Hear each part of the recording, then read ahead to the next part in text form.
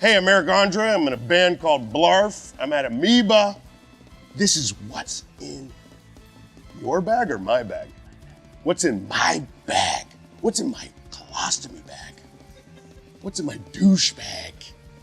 That's the only bag puns I came equipped with.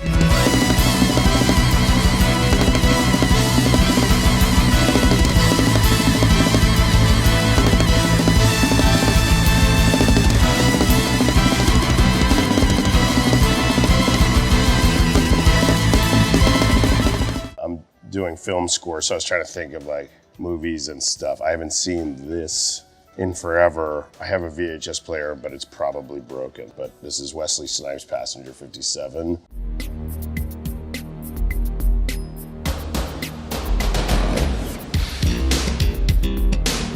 Wesley Snipes. No, this is not happening. You back to your seat. I'm free! And I feel like the only way to rewatch this from my childhood is on VHS. And I kind of forgot how much he is the Black Nicolas Cage, where he does like 4 movies a year, every year in the 90s. Charlie, you ever play roulette? On occasion. Well, let me give you a word of advice. Always bet on black. I'm thinking like film scores, and my favorite Oscar award winners are 3 6 Mafia. 666 Mafia. 666 Mafia.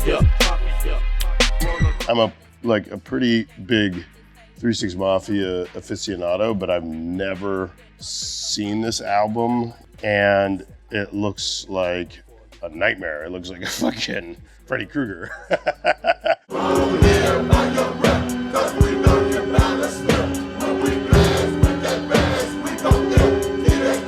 And there's so much going on, I can't tell what the name of the album is. Is it Live By Your Rep?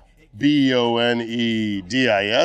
And there's like 3 6 Mafia members I've never seen before. Skinny Pimp, Koopsta, Nika, and Killer Clan K's. This is like Gen 1 3 6 Mafia, so I'm very excited about this.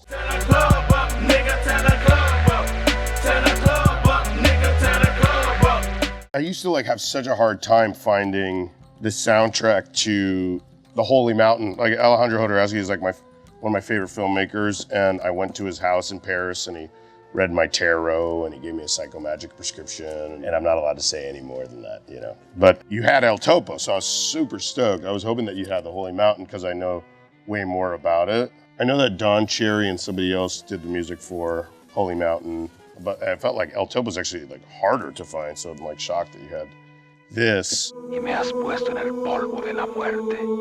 Dios mío, ¿por qué me has desamparado? ¿Me amas? Sí. Yo no. Para que pueda amarte tienes que ser el mejor. Toma otra vez tu revólver. What was it like getting your tarot read? Well, the experience was like totally surreal. It was a very large amount of travel. I was very jet lagged. We were late because the plane was delayed, and we were rushing to his apartment because he wanted to go on vacation. You know, like people that live in Paris are always going on vacation. They're like always trying to figure out how to not work. He was like, oh no, it's a holiday. It's always a holiday when you get to Paris. Oh, it's a holiday. We have to get going. And I was like, fuck, I don't want to make Alejandro Jodorowsky late. And he's like 100 years old. I think he was born in the 1920s. So he's old and he's frail and he's like a petite old man. So he's kind of grouchy at first. He's like, ah. I was like, oh shit, I pissed off Jodorowsky. And then like, I brought my director, Kitao, with me. He goes, he had to suss you out. He had to catch your vibe.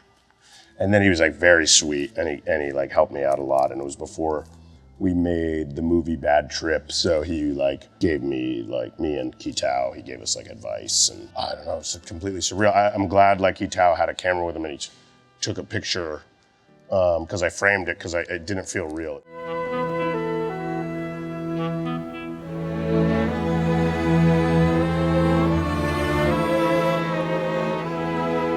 Well, I just got this because I saw the 3 6 Mafia thing, and I had this tape in 8th grade, and I haven't seen it since. After some weakness, Crips, fuck these crab niggas. Oh, guess what? Guess who? Crab killers back. The AK-47 mixed with a maniac. A nigga with a problem. A nigga ain't rap tight, so I be rolling on these crab niggas every night. I would always say Bloods and Crips unite on Eric Andre shows for the first season.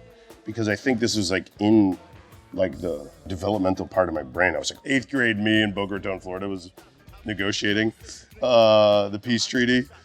But gangs were made by the CIA to pit black people against each other. I got my CIA shirt on. Here we go again, doing shit just to get paid, getting rough, rugged, true, that you can't fake. Play the B-side, the C-side is whack, getting busy with the K game. Now you know where I stay at. I did not find this, but one of your colleagues found this, and I wish I still had a CD player in my car so I could blast erotic sound effects. Oh yeah! Ah!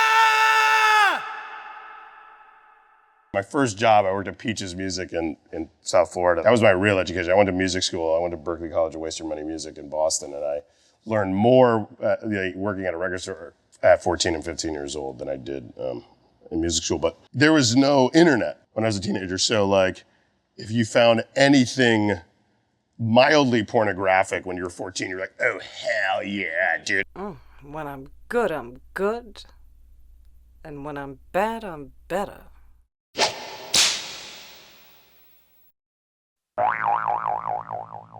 This is the only Eddie Murphy movie I've seen just once, and I haven't seen this since I was a little kid. Eddie Murphy is the chosen one. Well, how many people have survived this test? None. The golden child. None. Everyone after Bruce Lee tried to make a Bruce Lee movie to this day, like for like 45 years. So I think this is his attempt, and I don't think it was like a hit, but every time they didn't have Coming to America at Blockbuster or VHS rental spot, I would just like rent a different Eddie Murphy movie. I'm not gonna hurt anybody. I don't want no trouble. No trouble. I'm sorry. I just want some chips. I want some chips. That's all. All I want some chips. See, the chip. That's it. Turn that over, man. It's burning. It's burning. Turn it over. It's burning. I just want some chips. TV themes don't get enough love.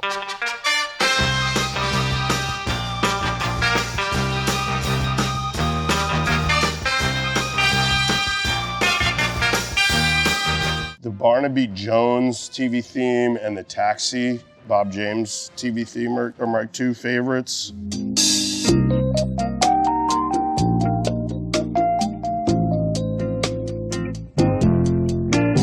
This album is one of the KPM 1000 series 12-inch long-playing transcription discs produced especially for the film, television, and radio industries to the highest professional standards. The music contained herein is copywritten, blah, blah, blah, blah. So basically, like, because music is so expensive to license, they would have studio session musicians and composers come in and create like vast, to this day they still do that, the vast libraries of sound-alikes and music that you can buy the whole library for, which is way cheaper.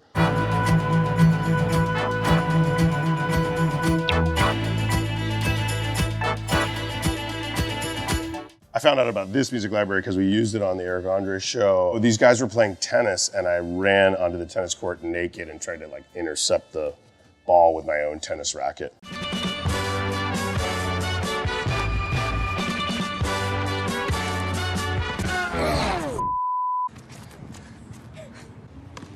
DJ Shadow had a thing where he was selling like a warehouse of his records. This was like less than a year ago. No, maybe it was a couple years ago. He had a bunch of those and they're like incredible. And I kept hitting up Alchemist for like advice on which ones to get.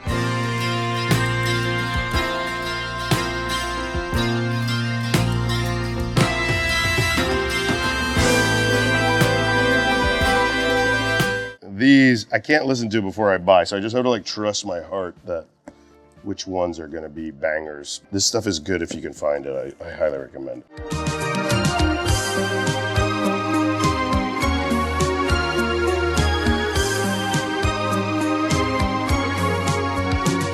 And I proudly stumped the Amoeba staff for, I'd say, that 20 minutes. I wish we timed it. It was like probably the longest amount of beflanneled Pacific Northwest looking dudes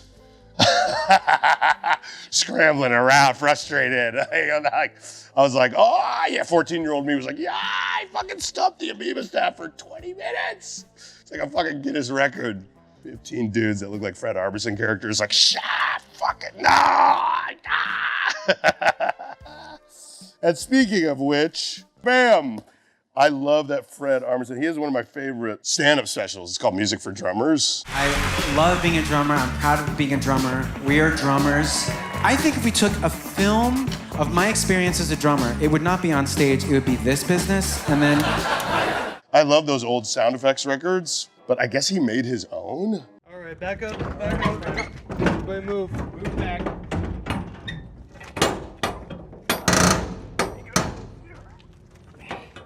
I can't tell if it's like a comedy album. I think he legitimately did his own Foley. I'm like, Fred Armisen strikes again. He's the only other comedian I know with a music background, so maybe that's why we're kindred spirits. Next one is a sort of supportive, obligatory laugh. So it's like if I'm making a speech at a wedding or something, or maybe like a work event, just laugh politely, but not really from your gut. Like you're like, oh, I guess we're supposed to laugh at that joke. Okay. So it's just one of those things. I mean, hey, if I could take a longer break at lunch, I would. Fantastic. It's my birthday tomorrow, so I just love Nipsey Russell. The little white kids in the South are shouting, 2, 4, 6, 8, we ain't gonna integrate. And on the other side, the little colored kids are singing, 8, 6, 4, 2, I bet you damn it the hell you do. There's like a weird orb, like a weird like metallic like David Bowie labyrinth fucking bowling ball here. And then there's just like white businessmen and women, either like deceased at his feet. There's like corpses, or like they're like having group sex or something. But he looks happy. Maybe they're like all like having an orgy. I don't know. It's a very puzzling Nipsey Russell album. I'm coming through the neighborhood, a guy steps out of a dark doorway, throws a gun on me and said, all right, stick him up, give me some money, I'll knock the top off your head. I said, wait a minute, please. Yeah. I said, I don't have any money. I haven't eaten today. I don't know where I'm going to sleep tonight. Things are bad. He said, all right, go ahead. I said, thanks a lot. He said, wait. He said, take this $10, buddy. I said, no, I just want to get away without getting hurt. You don't have to give me any money. He said, take the $10. He said, I got a friend working the next corner there. He'd never go for that stuff you just told me. Oh, you got to have some money to get by there. Ennio Morricone, he's the god. He's the GOAT. He's the reason I started this album.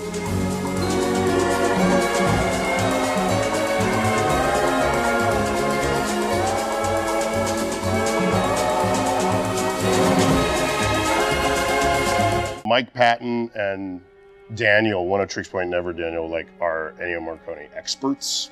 So I always go to them because he's so prolific and he scored so many movies. He was in a weird experimental jazz band when he was younger.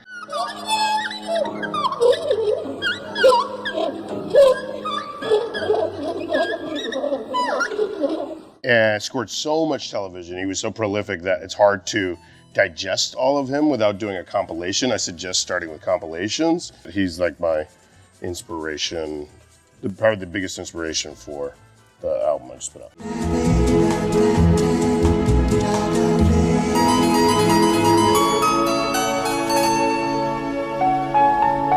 I'm trying to think, the first time I went to Amoeba was the one in San Francisco when I was 14 years old. And I'm turning 43 tomorrow, so yeah, it took me 30 years to stump the Amoeba staff.